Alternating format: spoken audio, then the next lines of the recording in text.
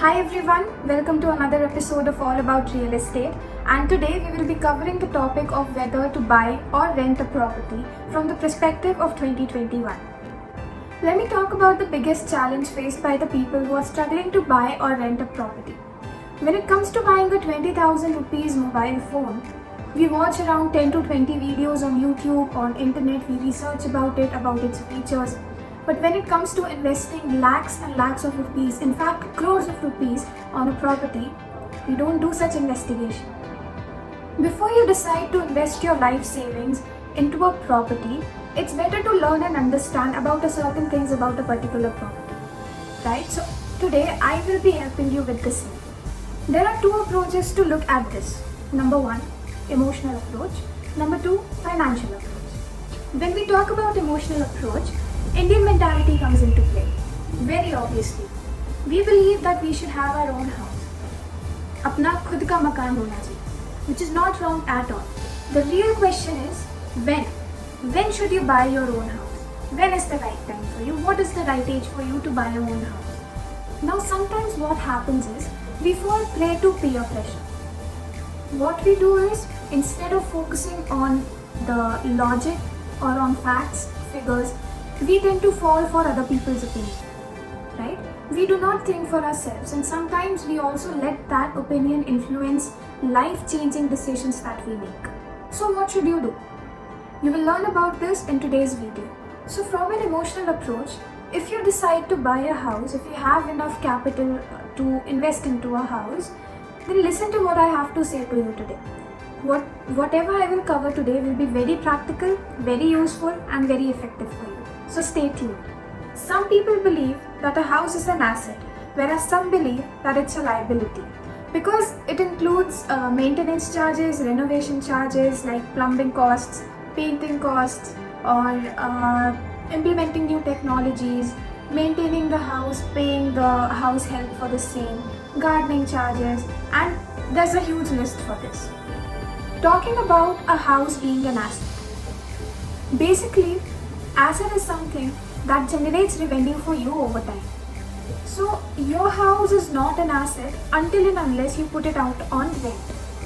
Let me tell you, a house is neither an asset nor a liability. It is indeed an investment that you make. So is it a good investment? Is it a bad investment? Buying a house is as similar to drinking water from a mirage. The closer you move towards the mirage, the farther it moves away from you. Same with buying a house. As soon as you decide that you're ready to make this investment, buy a house, you take a step back. You think whether it is the right place to make a decision, whether you should invest this somewhere else, and whether you will get a better revenue out of it. Taking such big decisions involve financial approach, logical angle.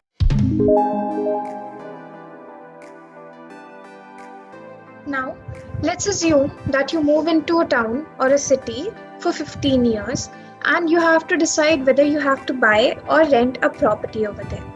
So, the monthly rent, we'll assume it to be 20,000 according to the standard price depending upon the localities.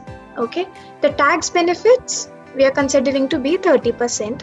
That includes HRA benefits as well. HRA benefits stands for House Renting Allowance Benefits. So effective rent will be 30% of your monthly rent. That is 14,000. 14,000 into 12 if you do, you will get the annual rent. That will be 1,68,000. Now sometimes what happens is when the real estate prices they increase, the landlord eventually they will come to you. They might tell you that next year I will be increasing the rent by 3%, 5%, 7%, whatever. So here we are taking it as 7%. So the total rent for the period that we get here is 42,21,676 rupees. Now let's discuss about the option of buying. We will be considering the same property that we discussed about before. So the cost of the same property that we rented before is 75 lakh rupees. So we are assuming that you don't have enough money to pay 75 lakh rupees at once. So we explore the option of loans, and when we take loans, we get around 80 to 90% loan by the bank. So the down payment that we are assuming here is 15%. Okay, and down payment amount will come to 11,25,000. That is 15% of the cost of property. So the loan amount will be 75 lakhs minus 11,25,000. That gives you 63,75,000 rupees. Now interest on loan is 7%. Okay, and the loan duration we are taking same as we took for renting option. So the EMI here, we have used the PMT formula to calculate the EMI, and 57,300 rupees is the EMI that you will receive, considering the tax bracket to be 30% like we took for the renting option. So your effective interest rate for loan is 4.9%. That is 30% of your interest rate for loan. Okay. Now your effective EMI comes down to 50,082 rupees. Total net interest paid over the period will be 26,39,694 rupees. Your maintenance cost, we are assuming it to be 0.35%. Okay, and the amount comes down to 2,188 rupees. Your annual increase in maintenance, we have taken the percentage to be 5%. Okay, and your total maintenance over period is 5,84,695 rupees. So the total cost of buying the house so far after all the calculations comes down to 1,07,24,388 rupees. Now, as we can see here, the down payment amount that we received is 11,25,000 rupees. So the saving in monthly EMI is 36,082. This is nothing but the 50,000 effective EMI that we paid. We are subtracting 14,000, that is effective rent, from that, and we get 36,082 rupees. The rate of return we assume to be 10%. So the value of down payment saved is coming around 50,10,659 rupees. Now this is nothing but 36,082 rupees into 15, that is our total duration. And the value of EMI saved we calculated by using a future value formula. It increases every year, right? So the net benefit that we deduce now is 1,57,43,750 rupees. Now let's move again towards the buying option. The total cost of buying the house that we deduced is 1,07,24,388 rupees. Now we assume that the increase in property value is of 6%, 1,79,74,186 rupees. So the net benefit of buying a house comes down to 72,49,798 rupees. How did we reduce this? This is nothing but value of property after the period, that is this, minus total cost of buying the house, that is this, 1.7 crores minus 0.724 crores. It gives you 72,49,798 rupees. Now this is your difference for renting and buying. Net benefit here is 1,57,43,750 rupees, whereas net benefit for buying a house is 72,49,798. So according to this, which decision is better? Rent. But if you change the value to say 9% here, does our decision change? Yes, it does change. Then buying is a better option. So it also depends upon the appreciation of the property, right?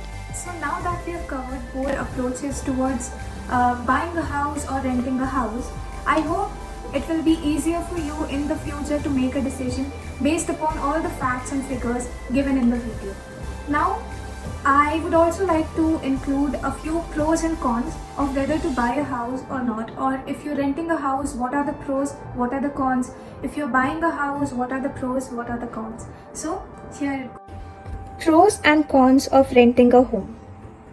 Before you choose to rent a place, you should consider a few fundamental items.